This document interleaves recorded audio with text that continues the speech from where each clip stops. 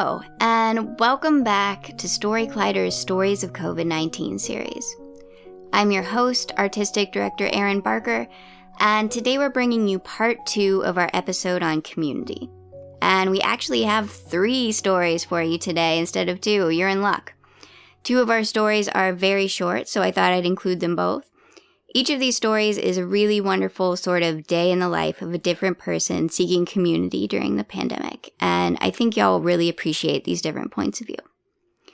If you missed part 1 of Community, we shared a story from astrophysicist Emily Levesque about what happens to astronomers when all of the telescopes shut down.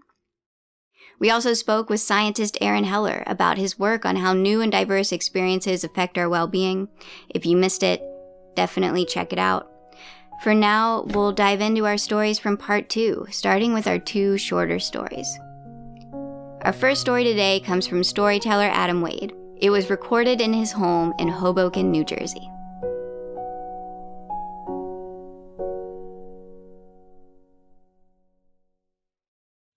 My name is Adam Wade, and I am originally from New Hampshire, and I've been living down in New Jersey and New York City area for like 22 years. And my birthday is May 22nd, and I'm always celebrating down here. And it's usually with my friends, and we usually do fun things. We'll go to the Met game. We'll take a little ferry around Manhattan. It's fun. Like, I'm a simple guy. I'm not looking for extravagant things. It's not a big party or parade, Adam Wade parade. It's just with a bunch of friends. But I enjoy it. I like simple pleasures. But this year was a lot different. And May 22nd, 2020, I'd been going on like 2 months of living alone in my apartment and not going out much. Pretty much right before everything really hit hard, I got a couple granny carts. I have a granny cart. I don't have a car. And I filled it up with food from the supermarket. So just like ramen noodles, rice, beans, so just a lot of basic things. But I mean, for like, a couple of months I was having that. And as far as exercise, I live above like an elderly Italian lady. In her backyard, it's probably like 10 yards by 10 yards, and it's cement, and there's no flowers. It's literally a graveyard without bodies, I believe, and without flowers. So it's like almost like a prison yard. It's the most depressing thing. It's very depressing. So during these 2 months, definitely depressed, definitely feeling frustrated, scared, lonely. And I was starting to get cranky. My birthday was it was a cranky morning. And, my mom called, and my parents are in New Hampshire, and they called me from the Dunkin' Donuts parking lot. And, 10 a.m. Dunkin' Donut coffee run. That's typically their thing. And they'll sit in the senior center and watch, everybody else go through the drive-through. That's the excitement of their day, typically prior to COVID. But since COVID, they were very scared. And they've still been doing this. Instead of getting coffee at Dunkin' Donuts, they make it at home, put it in a thermos, bring their mugs, go across to the senior center and watch people go to Dunkin' Donuts. So then, like they said, it's normalcy to them just to be there and drinking coffee and watching people, but they're not going, they want to play it safe. So I answer the phone. My mom's like, Adam, what are you doing? Happy birthday. I go, thanks, Ma. I appreciate it. I'm just trying to be low key about it, and she's like, what are you going to do for yourself? I go, I'm just going to be here. I'm just going to do what I know, I've been doing. She's like, you got to go to the supermarket today. I go, Ma, the supermarket. She's like, put your mask on. You go to the supermarket and you get some salmon and cook it on the Foreman grill. We made an investment. We spent $25. We want you to cook it on the Foreman grill. Like, okay, Ma, I will. She's like, no more ramen noodles. Like, oh, okay, Ma, okay, love you. So I get off the phone, and now this is huge. I mean, I haven't really left my area, so I start walking down the street. I got my mask on. I'm heading to the supermarket, and I go by Court Street. Now, Court Street is my favorite restaurant in Hoboken. Haven't been there, since everything's locked down, and I miss it. I'm kind of like, I don't want to brag, but I'm kind of a big deal at Court Street. There's a picture of me above the bathroom next to Norm from Cheers. They have like a framed picture of me next to the bathroom. So come on. What does that equal? Pretty popular guy. So even walking by is a little depressing. So Dan opens the door. Now Dan's the owner of the place. He's got his little, his e-cigarette in his mouth, and he's got his Brooklyn Dodgers hat. And he's like, "Hey, Adam, happy birthday." And I'm shocked. I'm shocked that he said happy birthday to me because I know he's known for not being on social media. So it's like something he remembered. So that I was like, wow, that's very nice. He goes, "Where are you going?" I go, "I'm going to go get a piece of salmon, for my birthday. I'm going to cook it." He's like, "Oh, that's good. Well, when you come back from the supermarket, come by and knock on the restaurant door. Okay." And I'm like, "Dan, love you. Thanks. But I know you in my mind, it's like giving me the guilt trip, wishing me happy birthday. Like, I don't want to knock. I don't want to talk to anybody. Like, I just really, and I'm cranky, So I leave. I go, "I'll be back." He's like, "Make sure you I go, "Okay, sure." So I go to Hoboken supermarket, and I'm not going to mention the name. Not nice. $5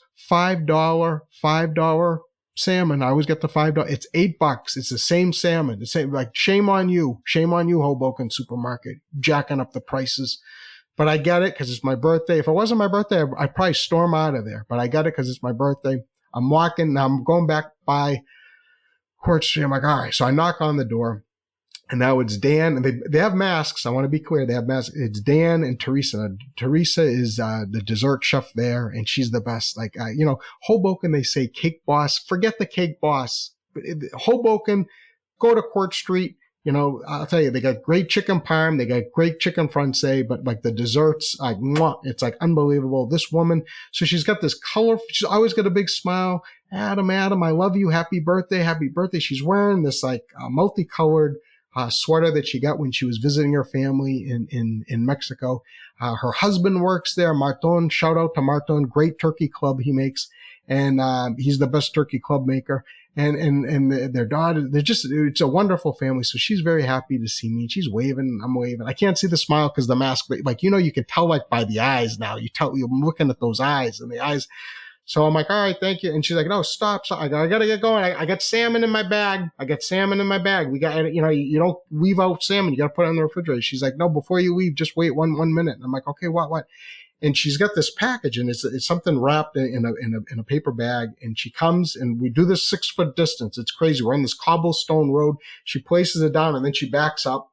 And then I lean over and I open it up, and it's this plastic tin, and it says, "Happy birthday, Adam," on top of it in a magic marker, and it's ADAMMMMM, and you know what that means, and so I just like open it up a little just to take a look in and a peek in, and it's a piece of cheesecake, not a huge piece, not Cheesecake Factory-esque. They're smart. It's just big enough, it's not minuscule. It's big enough, perfect size, with a little tin of like strawberry strawberry juice, like to pour on top of it. So I'm so happy. I don't hug them, but I give them kind of like a virtual hug, and they virtual hug back. And, it's just really, really sweet. And meant so much.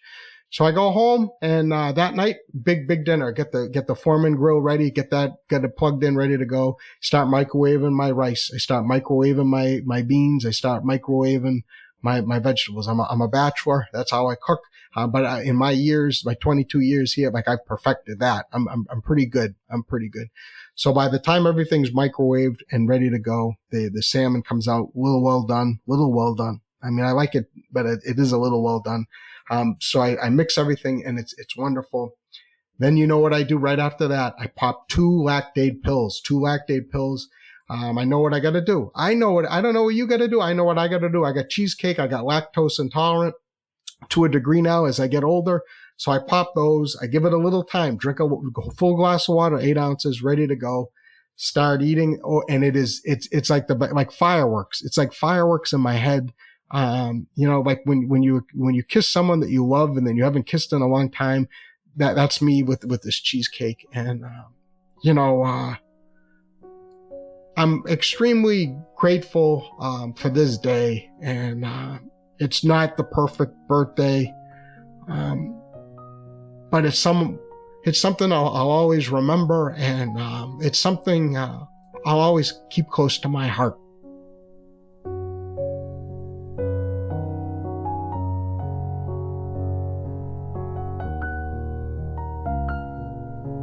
That was Adam Wade.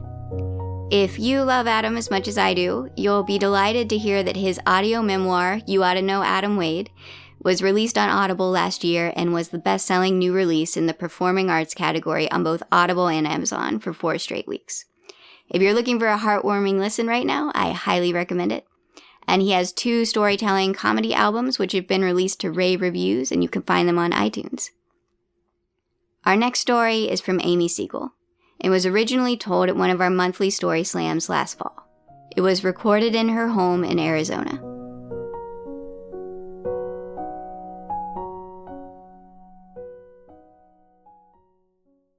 I am that person who writes to random strangers.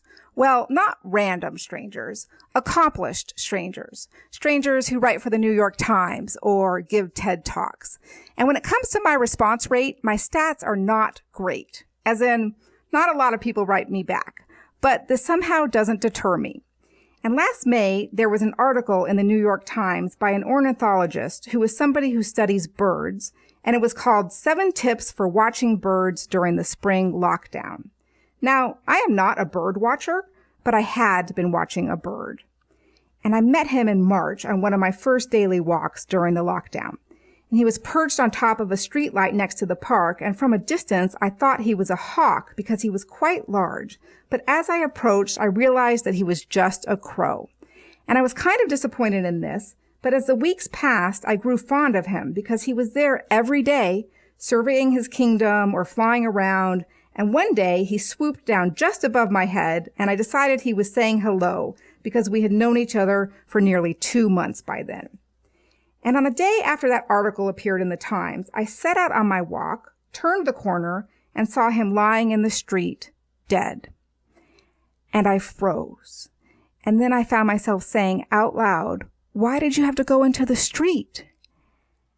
And I wanted to give him some sort of a proper burial, but I wasn't sure if it was safe to touch him, and there was traffic coming. So as I'm standing there trying to figure out what to do, I looked up because above me were 2 crows caw, caw, cawing incessantly in a super high pitch. And I had never seen my crow with any other crow before, and so I wondered if they were friends, because they seemed to be truly mourning. And because I don't know anything about the social behavior of crows, I wrote to that ornithologist when I got home, because I wanted to take some solace in knowing that he wasn't alone. And I told him what happened, and I said, "Do you think they were friends?" Now, based on my track record, I wasn't expecting to hear back, but a few days later he replied and said, "What a sad story. And yes, crows are very social and very intelligent. I definitely think those crows were flock mates and recognized that their friend," which he put in quotes, "was dead. The best help I can offer is to point you to a blog by a researcher who has spent a lot of time on this question." And I clicked on the link that he attached, and it took me to a blog called "What Are Crows Thinking When They See Death?" And the first line was, "I'm actually not going to be able to answer this question for you, but I'm closer than I've ever been." Because they are now doing neuroimaging on crows' brains. And in the past, they were able only to rely on observational data. So they know that crows acknowledge they're dead and do things like alarm calling, which is what I witnessed, where they caw incessantly for 15 to 30 minutes. And they know that crows have been known to hold funerals, as in they'll take twigs in their beaks and drop them one by one on a dead crow's body. And the researcher said that in the past, when they wanted to look inside of a crow's brain, they would do surgery, which is often lethal. But now they can inject a crow with a short-lived radioactive compound, create a stimulus of, say, a recording of a bunch of wild crows in a cornfield in Iowa cawing and eating.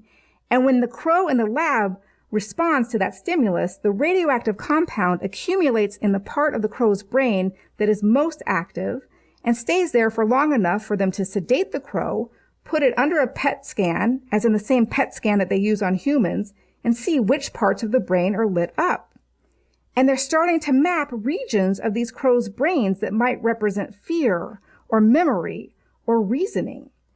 And they say that it doesn't hurt the crow because they're using a short-acting tracer that flushes out of their system. It's actually the same thing they use on humans when they send us through PET scans. And when the crow wakes up, he's released back into the wild. So I've started to follow this researcher's blog, and since then, I've reached out to 2 other accomplished strangers, both of whom have written me back. So that makes me 3 for 3 in a very short period of time. I know it's because people have extra time on their hands these days, but I'll take it because it's a huge improvement to my stats. Now, I wouldn't say that I have 3 new friends, but I like to refer to them as my flock mates.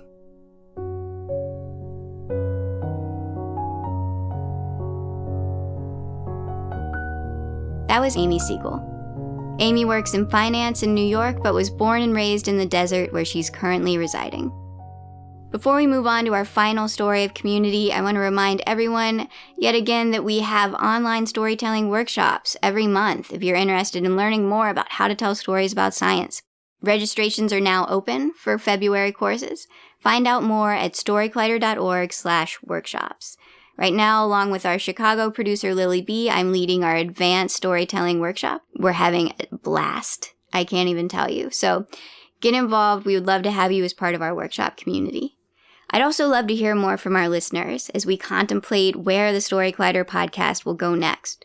We're currently gathering more stories about COVID-19 to share, but we may take a break in between our COVID series if our listeners would, for example, like to think about something that's not COVID for a brief period of the day, if that's possible.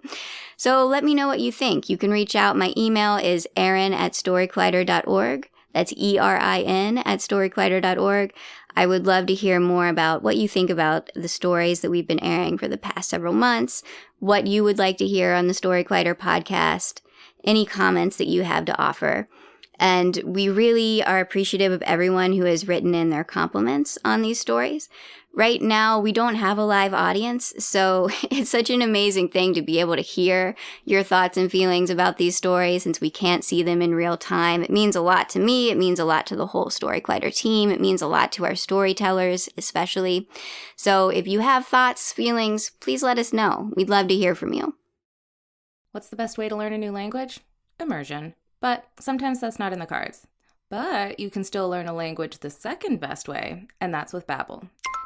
Now, I might only be 1 week into learning German with Babbel, but I'm so excited to start being able to speak German with my mom. With Babbel, you can learn everything you need to have real-world conversations, and all it takes is just 10 minutes a day. One study found that using Babbel for 15 hours is equivalent to a full semester at college, which is bonkers.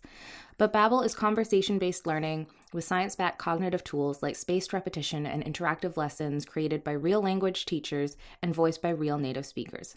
So here's a special limited-time deal for our listeners. Right now, get up to 60% off your Babbel subscription, but only for our listeners at babbel.com/story. Get up to 60% off at babbel.com/story. Spelled BABBEL.com/story. Rules and restrictions may apply.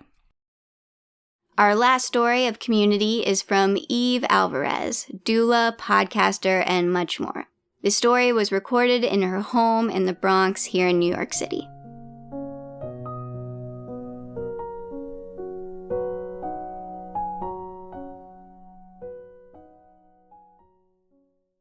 So I'm waking up, and the cool thing about our new bedroom is that we don't have any curtains in the bedroom. So I live in the Bronx and I get to look over at Harlem. And typically on any sunny morning, the first thing that I see are like the clouds in the sky, which I really enjoy. This particular day, I'm looking at the clouds in the sky, and then I'm also listening because my mom is in the next room. And sometimes she likes to kind of get up and walk around and touch things. And they can end up anywhere. They can end up broken. They can end up on the floor, and they can also end up in her diaper, right? That is her secret hiding place. So I'm always listening to hear.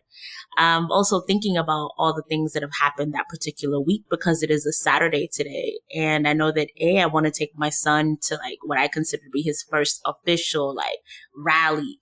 I'm feeling really excited about that. And I'm also thinking about the fact that in the last week, my mom has lost 2 siblings and that we have not been able, due to COVID, to celebrate them, to honor their lives in our cultural norms. Another really, really good friend of mine had lost his mom. And so we've been doing a series of Zoom funerals, which are tremendously heartbreaking and difficult and have taken quite a bit out of me. On top of everything else, in order to get to this rally and protest, I can't take my mom because A, my mom is 80 something. B, she has Alzheimer's. C, she's afraid of steps and I live on a 4th floor walk up. So that means that in order for me to make all of this work, I have to then get my partner to be helpful. And even though he typically is helpful, we're also in the middle of a fight. And I don't know about y'all, but when you are having a fight with your partner, the last thing you want, at least the last thing I want to do, is to have positioned myself to be like, yeah, I need you to do something. I'm the type of person that I'm like, no, I don't need your help. Thank you. Right? Which is completely different than the way that I operate most days. So that particular day, I'm thinking about all of these things that are just like happening and I'm exhausted. And so eventually I don't hear anything. I get up, I make some coffee, some tea for my mom, a little toast and breakfast, and get her ready for the day. So that means showering, that means diaper change, figuring out what's in the diaper because you don't ever know what's going to be in the diaper. Seriously, I have found thread, earrings, remotes, especially the remotes. Somehow they get up in there. So, so it's definitely a difficult thing. And so, at a certain point of the day, I'm thinking, okay, we're going to go to this rally protest. My son is getting ready. And I'm actually surprised even by that because he's 15 and he's spent the last couple months in his room and kind of not wanting to do much and saying like, Ma, we're not supposed to go outside. So for him to be ready to go to this is a big deal. But there's a really important hiccup, which is that I haven't confirmed with my partner what it is that he's going to be doing for the day and if he minds staying with my mom. So I finally have to kind of, I guess, bite my tongue and, swallow whatever frustration I have and just kind of say like, oh, so what are you doing today? Like, fine. What are you doing? And he's just like, nothing. Like, why? Because he's not even upset. It's me. And I'm like, well, I'm going to go with my mom. And I was wondering if you could just watch her for a little while while I take Sen to the rally. And he's just like, yeah, no problem. And I was almost angry that it went that easily. Because when you just almost want something to like happen so that you can continue to feel angry. And then all of a sudden you're like, just that's it? You just going to be nice? When I wasn't even ready to be nice to you? Fine. So my son and I start, he's already half ready. I'm starting to get ready. I'm making sure that my mom is okay. So by this point, I had already changed her. I'm changing myself. And then I realized, wow, what is a rally if you can't bring your cool posters? So I managed to cut up some boxes and put some markers in my purse. And I was like, we're already running late. So what we're going to do is make them on the train. So we get on the train, which is my son's first time on the train in months. So I was already pretty creeped out. Like I'm sitting on the edge of the seat, looking around, trying to social distance and really excited. What was exciting though, was that on the way to the train station, there were a couple of people that were like, oh, y'all going to the protest? All right. And I felt like one of the cool kids. Like I was like, yeah, we are going to the protest. Yay. You're recognizing us. So we get on the train and my son and I are doing, we're making our signs. I'm trying to switch colors. I'm making it cool because that's just what I do. And, we finally get off. We get off the train and we walk over to Washington Square Park. And I don't know what I was thinking, but whatever I was thinking was completely different than what it was. There were thousands upon thousands of people, like literally every inch of that park was packed that particular day for this rally. And I mean, we had masks on and everything, but I was just like, wow, there's no social distancing here. And people are super excited. And that both got me like super hyped, but also really scared. Like I was just like, oh, snap. I've been watching this on TV for the last couple of months. And so this is another level. So we're getting there and the speakers are super like activated and motivated and we're holding up our signs. And all of a sudden, it's like the sky opened up and it's all this rain that is coming down. It was so bad. We had to use our carefully crafted posters as like umbrellas for a little while. And all I could do was look up and see all the streaks of the markers that were like coming off because it was raining. But you know what? To my utter awe and amazement and surprise, no one moved. People were still there in the middle of the rain and they were just listening with fists held up and clapping and supporting and saying everybody's names. That was a powerful moment. And so eventually we left for a little while. The sun comes back out. We left for a little while, came back, get something to eat, and we come back to the park because I wanted my son to see, like, this is an all day thing. Like, these are commitments that people are making, right? Social justice is a commitment. It's a lifestyle. And so we end up leaving because I was like, oh, snap. You know what? We have to go get my mom. By this point, it's been a couple of hours. I'm recognizing that she might need to have her diaper changed, and there might be a remote in her diaper, like I told you before. So being ready for that. So then, by this point, I'm starting to notice, oh my goodness, my phone is at like 15%, like completely just about to on its last leg. But I also look up, and that coming down, I think it was university, like coming down university is another group of people that are like in a march, they're in a protest. And I'm telling my son, like, you know what, this is a rally that we just left. This is a protest. I want you to experience that march. So let's join them for a little bit to the train station. And then we'll be able to just get on the train and go back uptown. And so we cross, we get to that first corner where the train station was. And my son is like, no, come on, mom, we got to continue. We got to continue. And then on the next street, all of a sudden I look over and they stop. The march stops and people start taking a knee. And I was like, what the hell is this? Like, what? I'm too old for this. I can't be getting up and down. And my son looks at me. He's like, Ma, come on, you embarrassing me. Like, come on, just get down. And I'm like, how difficult is this? So he ends up folding his poster that he had made, like, his sign. And he's like, just kneel on this. Like, I'm going to help you. I'm going to help you. And I was like, okay. Oh, okay. And I was really like that old person in the sea of young people that was really struggling to even like get down. I'm wobbly, right? And after a few minutes, they get back up and they continue to march. And there are all these like memorable places, memorable pieces, seeing all the stores that had their, they were boarded up in the front, right? There were groups of people that were saging people. Was it on Lafayette Street or something? And it's just like, wow, like, yeah, sage me, sis. Like I need all that. I need all that good energy. So there were tons of people that were there. And literally for as far as my eyes can see, I see people in the protest, in the march. And that was really, really powerful. Even the drivers were patient because, you have to wait for all of these people to pass by, and it's literally thousands of people that are passing by. So even they were patient. And so if you've ever been a driver or you've driven in New York City, you already know that New York City drivers are completely impatient. And so that was pretty awesome. And so we get to, we keep marching. And by this point, it has really hit me that I have worn the absolutely incorrect shoe gear. I have on Converse sneakers, and Converse sneakers are not the shoes to wear to anybody's march, protest, rally, nothing. Okay.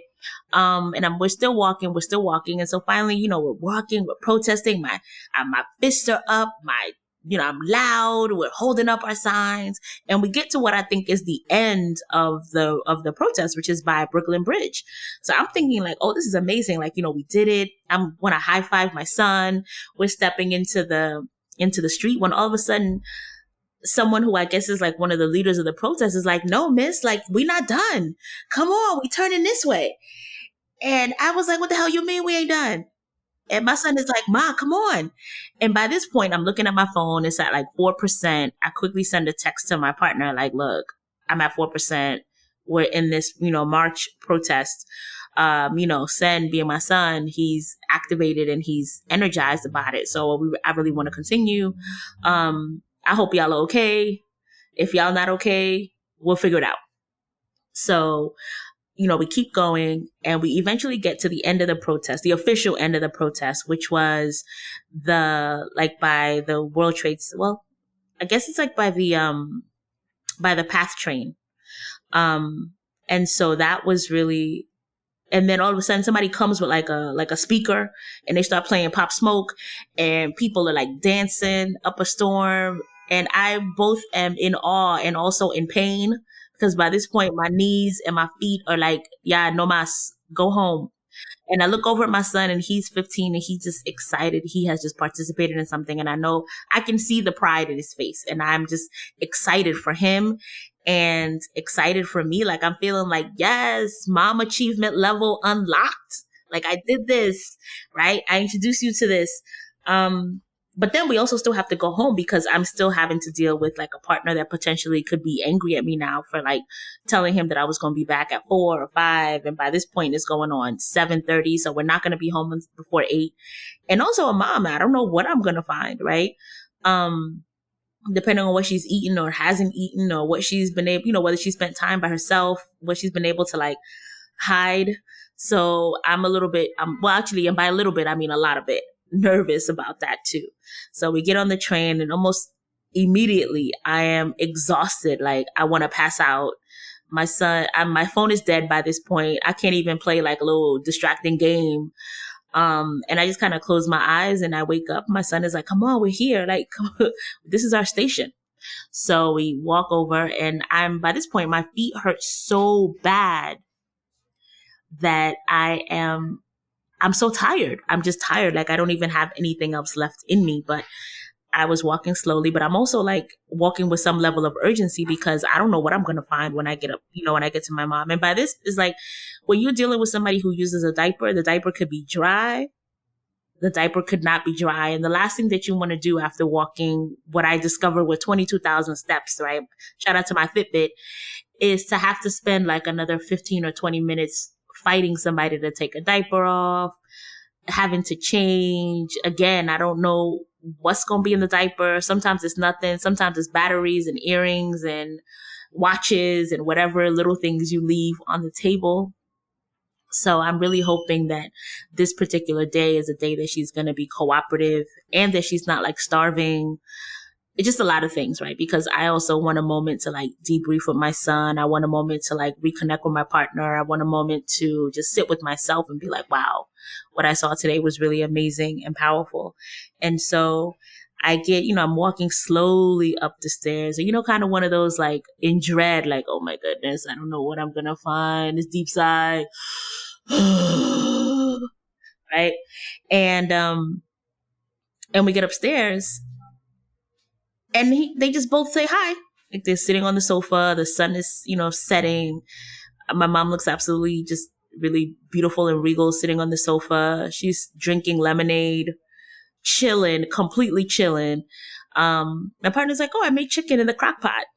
That's his specialty, crock pot chicken. And my son, kind of goes back into his room and is like, Mom, I'm so tired, but of course, as a 15-year-old goes to heat himself up a Hot Pocket while the chicken in the crock pot is cooking. And I kind of just sit there in awe. Like, I was just like, okay, so everything is cool. So you mean everything is cool? Like we were able to actually get this all done. And I start to realize how many times, at least for myself, like how many times I've actually taken a moment to, I end up feeling so worried about things all the time as a caregiver that you don't often get a moment to just sit with the gratitude, right? And sit with the idea that it doesn't just take one person to make these things work, but that it takes many people and that you're part of you're a small cog in a big machine. But I'm also really grateful to be that. And it was just an overall like exhausting day, but it was also a really, really good day. My son was really excited and, got his social justice warrior on. I was excited. My mom was chilling. My partner was cool. So definitely grateful in a season that has taken a lot from us. Just grateful for what you have and what is.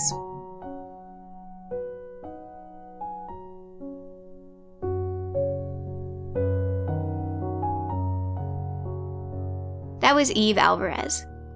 Eve is a mom, doula, trainer, and founder. She also shares caregiving duties for her mother who has Alzheimer's and likes laughter, 90s R&B, booty shaking, romance novels, and sunsets. The Story Collider is so grateful to Adam, Amy, and Eve for sharing their stories. Story Collider is also grateful for the support of Science Sandbox, a Simons Foundation initiative dedicated to engaging everyone with the process of science. This podcast series was produced by me, Erin Barker, with assistance from Story Collider's Deputy Director Nissa Greenberg and Senior Podcast Editor Jun Chen.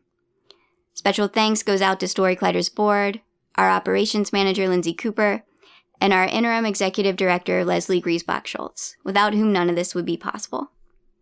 The stories featured in today's installment were produced by me, Erin Barker, and our Deputy Director Nissa Greenberg. The theme music is by Eva Gertz of the Fulton Street Music Group. Stay tuned for next week's episode on the theme of clarity. Until then, this is Story Collider signing off. Stay safe, wash your hands, wear a mask, love each other. Thanks for listening.